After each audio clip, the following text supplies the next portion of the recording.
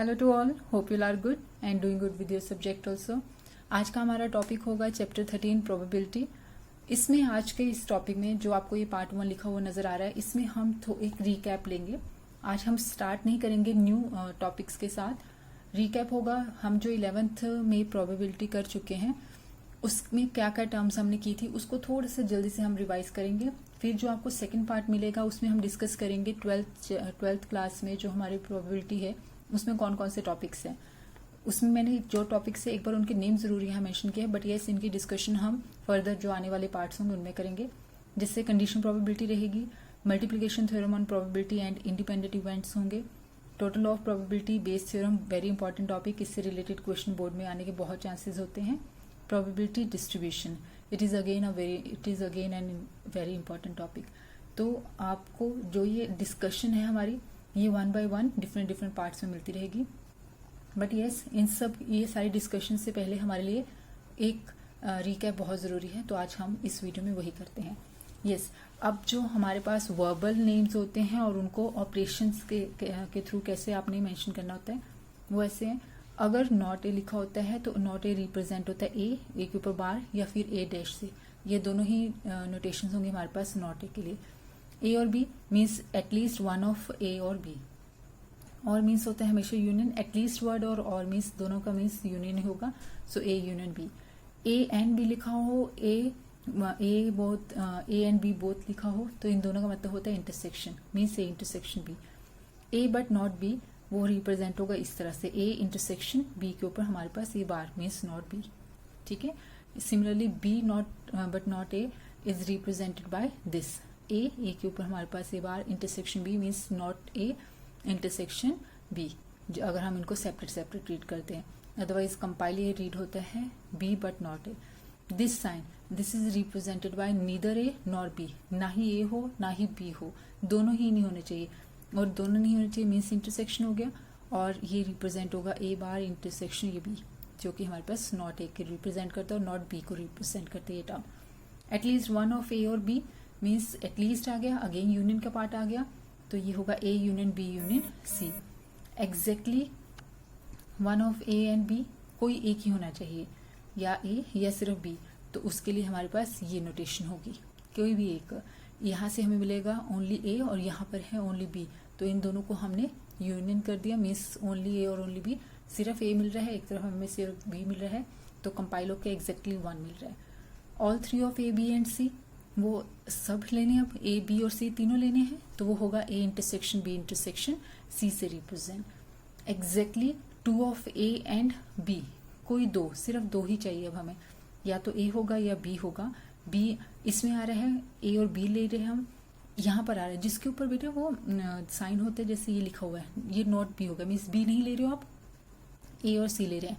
ये not a हो गया मीन्स ए नहीं ले रहे हम, बी और सी ले रहे हैं, तो एट ए टाइम हम दो ही ले रहे कोई भी।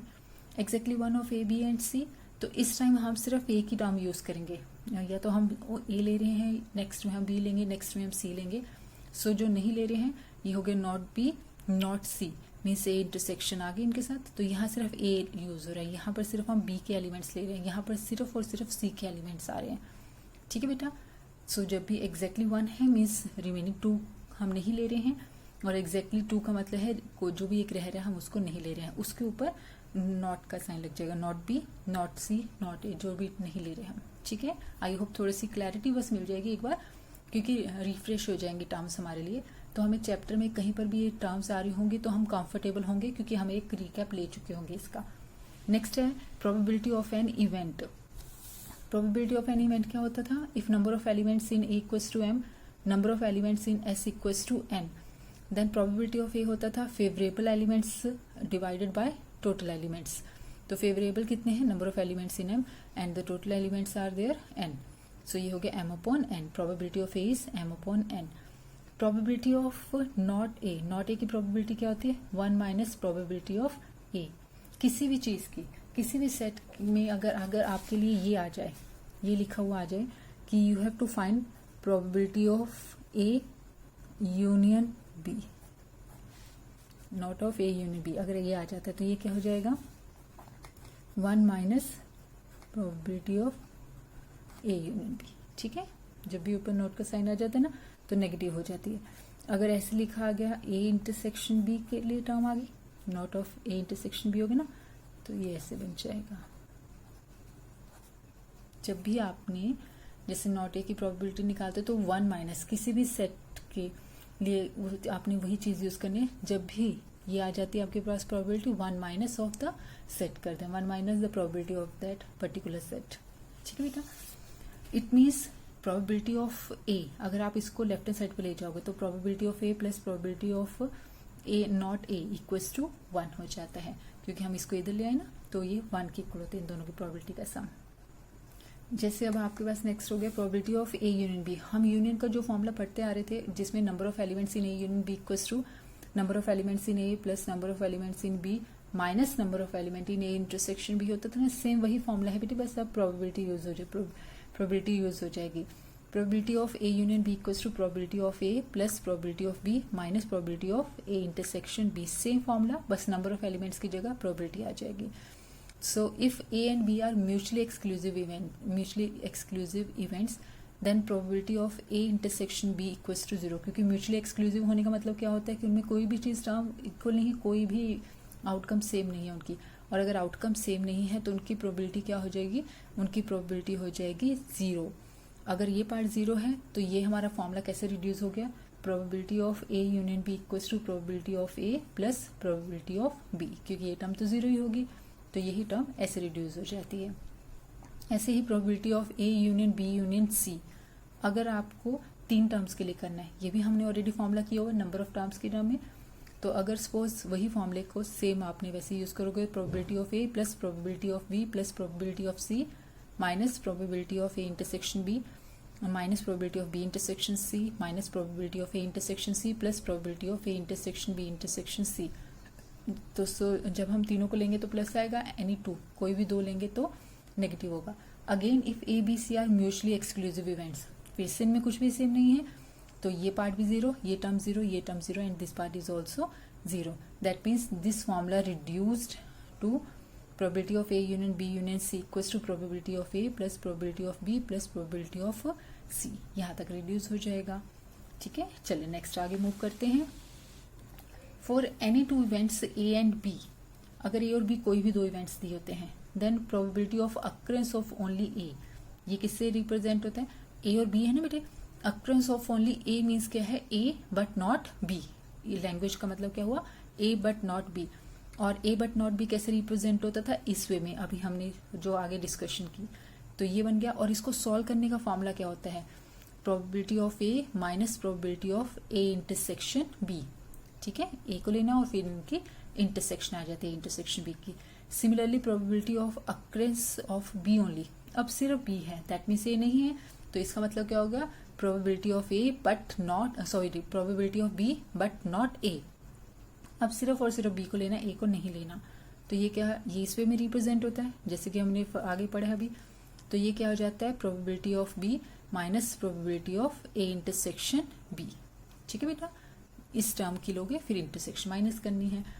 It means probability of occurrence of exactly 1 of A and B, जो हो गया सिर्फ ए की कोई भी एक होगा, तो या तो सिर्फ ए ओनली ए है या ओनली बी है। ठीक है, एग्जैक्टली 1 है ना, तो इट मीन्स हम इन दोनों को ऐड कर देते हैं, इन दोनों को हमने ऐड कर दिया, सो ये बन गई लेफ्ट हैंड साइड, और ये किसके इक्वल हो गया, probability of A plus probability of B minus 2 times probability of A intersection B. और ये ऐसे भी रिड्यूस हो सकता है, देखो probability of A plus probability of B minus probability of A intersection B, इसको भी छोड़ दो। अगर हम इसको छोड़ दें तो probability of A plus probability of B minus probability of A intersection B किसके इक्वल होता है, probability of A union B के इक्वल। ये हमारे पास फॉर्मूला है, और क्या रह गया था, सिर्फ minus probability of A as it is में आ गया। मीन्स 1 2 3 इन 3 टर्म्स को अगर हम यूज कर लेते हैं तो वो बन जाता है probability of A union B. तो इन 3 से तो हमने यूनियन बना दिया, और एक पार्ट बचा वो एज इट इज में लिख दिया, तो आप किसी भी बेसिस को रिप्रेजेंट कर सकते हो। Yes, the odds in favour of occurrence of event A are defined by, so जब भी आप ये वर्ड रीड करोगे ना, ऑड्स इन फेवर्स, तो ये क्या होता है, probability of A upon probability of not ए। ठीक है, रेशियो लिखा हुआ है ना, तो probability of A upon probability of not A.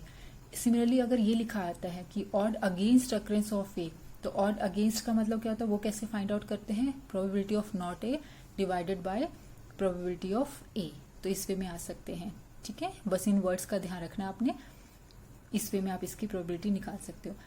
Now probability of 1, अगर किसी भी इवेंट की प्रोबेबिलिटी 1 है, that means A is sure event, ये हम जानते हैं। सैंपल स्पेस की प्रोबेबिलिटी भी 1 होती है।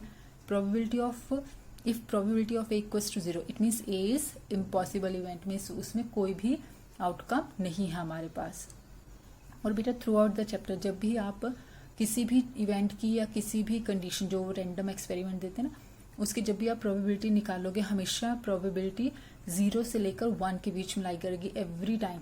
वो 0 सिर्फ तब होगा जब वो इम्पॉसिबल इवेंट होगा, 1 तब होगा जब वो श्योर इवेंट होगा, अदरवाइज 0 to 1 के बीच में लाई करेगा। तो आपका आंसर हमेशा इसी रेंज में होगा, इससे बाहर कभी भी नहीं जाएगा। किसी भी इवेंट की प्रोबेबिलिटी निकालोगे आप। तो आई होप हमने ऑलमोस्ट सब टर्म्स एक बार दोबारा रिकॉल कर ली हैं। ये हमें हेल्प देंगे फर्दर जो भी हम वीडियोस करेंगे डिस्कस, जो भी हम डिफरेंट पार्ट्स प्रोबेबिलिटी के करेंगे। तो प्लीज तब तक इनकी प्रैक्टिस कीजिए, इनसे गो थ्रू हो, ताकि नेक्स्ट वीडियोज में आपको हेल्प मिले। Till then take care, bye.